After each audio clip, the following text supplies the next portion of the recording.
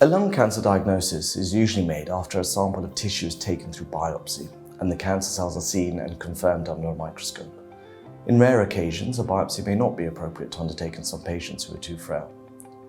There are a number of ways to take a tissue biopsy, but the key points to really bear in mind when taking one is to make sure that we achieve a successful biopsy, that we have enough tissue to undertake all the tests, including the new molecular testing, to go for a biopsy which causes the least harm to the patient, with the least risks, but that at the same time gives us the most information with regards to the staging and how far the cancer may have spread.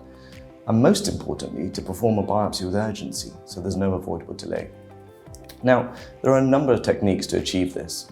This includes bronchoscopy and EBUS, which essentially allows us to pass a camera through the airways to sample and take a biopsy. Some patients undergo a CT-guided biopsy, which is essentially from the outside in via CT or ultrasound.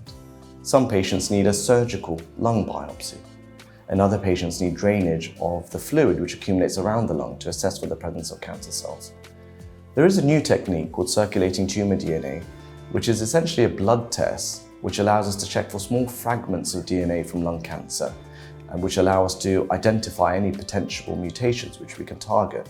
This doesn't give a diagnosis in itself, but may aid and speed up the patient's diagnosis. Which approach clinicians decide to take for a biopsy depends on a number of factors, including the size of the cancer, where it sits in the lungs, where it may have spread to, as well as what the patient's fitness and wishes are.